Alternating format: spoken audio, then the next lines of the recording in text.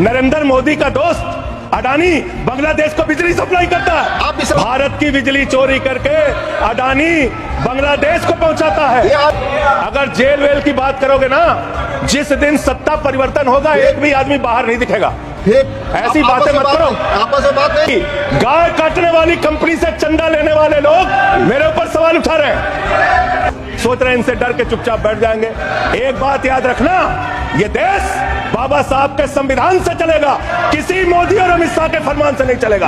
याद रखना इसको। प्रभु श्री राम है, आपने उनके लिए गाना बना दिया। जो राम को लाए हैं हम उनको लाएंगे। बताइए आप, यहाँ पर बैठा हुआ कोई व्यक्ति क्या इस हैसियत में है कि वो राम को ला सकता है? नहीं, भगवान श्री राम हम सबको लेके आए हैं। भगवान इंसान को लेके आता है, कोई इंसान भगवान को नहीं ला सकता। कि तुम्हारी पोल पट्टी खोलने लग जाए तो क्या हो, तुम्हारी पोल पट्टी खोलने लग जाए तो क्या हो, अगर मंदिर की मूरत बोलने लग जाए तो क्या हो, बताओ ब्रह्म बेला में जहां तुम पाप धोते हो वही सरयू का पानी खौलने लग जाए तो क्या हो। अयोध्या हारे आप, जहां जहां से प्रभु श्री राम गुजरे थे वो सारी सीटें आप लोग हार गए। 1925 की संस्थाएं, 100 साल हो गए, 100 साल पुरानी संस्थाएं, वहां से निकले आप। 100 साल हो गया लेकिन दिमाग अभी भी बच्चों का, अभी बच्चों की तरह खेल रहे हैं। भ्रष्टाचारी को नहीं छोड़ूंगा, ये मोदी की गारंटी है।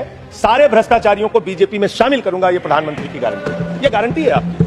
चंदा दो धंधा लो स्कीम मत चलाइए। इलेक्टोरल बॉन्ड में आपका पर्दाफाश हो चुका है। 3,02,000 करोड़ रुपए के ठेके अलग अलग कंपनियों को दिए गए जिनसे इलेक्टोरल बॉन्ड के नाम पे पैसा लिया गया। इसकी जांच होनी चाहिए। हम आ भी भरते हैं तो हो जाते हैं बदनाम, और वो कत्ल भी करते हैं तो चर्चा नहीं होता। आप लोग सबको गालियां देने लगते हैं। लोकतंत्र में अच्छी चीज नहीं माने। कभी मुसलमानों को गाली दो, कभी सिखों को गाली दो, कभी ईसाइयों को गाली दो। भारत के प्रधानमंत्री महंगाई पे बात नहीं करते महोदया, बेरोजगारी पे बात नहीं करते महोदया, किसानी पे बात नहीं करते। इस देश के अंदर अग्निवीर योजना के कारण भारत की सीमा को कमजोर करने का आपने काम किया, उस पर बात नहीं करते। भारत के प्रधानमंत्री बड़े अफसोस के साथ कहना पड़ रहा है, कभी मुगल पे बात करते हैं, कभी मटन पे बात करते हैं, कभी मदरसा पे बात करते हैं, कभी मछली पे बात करते हैं। और हद तो तब हो गई जब देश के प्रधानमंत्री मुजरा जैसे शब्द का इस्तेमाल करते हैं। शर्म आती है। दुनिया के सबसे बड़े लोकतंत्र के प्रधानमंत्री ऐसी भाषा का इस्तेमाल कर रहे हैं। इस चुनाव के अंदर हमने देखा विपक्ष के नेताओं को पकड़ पकड़ के कैसे जेल में डाला गया। ईडी का, सीबीआई का, जांच एजेंसियों का दुरुपयोग करके राज्यों के मुख्यमंत्री को जेल में डाला गया, मंत्रियों को जेल में डाला गया। इस चुनाव में हमने देखा हमारे दिल्ली के मुख्यमंत्री अरविंद केजरीवाल, उनको चुनाव से पहले जबरदस्ती पकड़ के जेल में डाल दिया गया महोदया। और मुद्दा क्या बनाया? तथाकथित शराब घोटाला। आज मैं आपके सामने इस सदन में बताना चाहता हूं महोदया, शराब घोटाला किसने किया? शराब घोटाला शरद रेड्डी से 60 करोड़ रुपए की रिश्वत लेने वाले भारतीय जनता पार्टी के लोगों ने किया है। आप लोगों ने इलेक्टोरल बॉन्ड के जरिए चंदा लेने का काम, रिश्वत खाने का काम, भ्रष्टाचार करने का काम किया है। शराब घोटाला तुमने किया है। शराब घोटाले की बात करते हैं महोदया। दिल्ली के मुख्यमंत्री को ईडी कोर्ट ने जमानत दी महोदया। ईडी कोर्ट ने कहा अरविंद केजरीवाल निर्दोष है महोदया। ये रिश्वतखोर लोग हैं, ये रिश्वतखोर है, ये बेईमान है, ये भ्रष्टाचारी है महोदया, ये भ्रष्टाचारी है।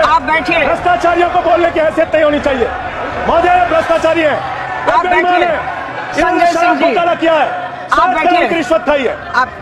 मेरी इन लोगों से सहानुभूति है। सुनिए। सहानुभूति रखता हूँ इन लोगों से। सुनिए, कृपया सुनिए। रिश्वतखोर लोग हैं सर महोदया, ये बेईमान लोग हैं, ये बेईमान है, ये भ्रष्टाचारी है महोदया, ये रिश्वतखोर है, ये डाकू गब्बर सिंह है, ये डाकू गब्बर सिंह है महोदया, डाकू गब्बर सिंह। आप अभी बैठिए। सोचते हैं कि आप अरविंद केजरीवाल को जेल में डाल के, सिसोदिया को जेल में डाल के, सत्येंद्र जैन को जेल में डाल के, संजय सिंह को जेल में डाल के हमारी पार्टी को खत्म कर देंगे। ये होने वाला नहीं है, ये कतई होने वाला नहीं है। याद रखना, इस शरीर के 100 टुकड़े भी कर देंगे आप तो आपके सामने झुकने वाले नहीं है। आपसे लड़ेंगे और जीतेंगे। आप डालिए, उत्पीड़न कीजिए जितना करना चाहते हैं आप कीजिए उत्पीड़न। 6 महीने जेल में रखा आपने सोचा आपके सामने नतमस्तक हो जाएंगे।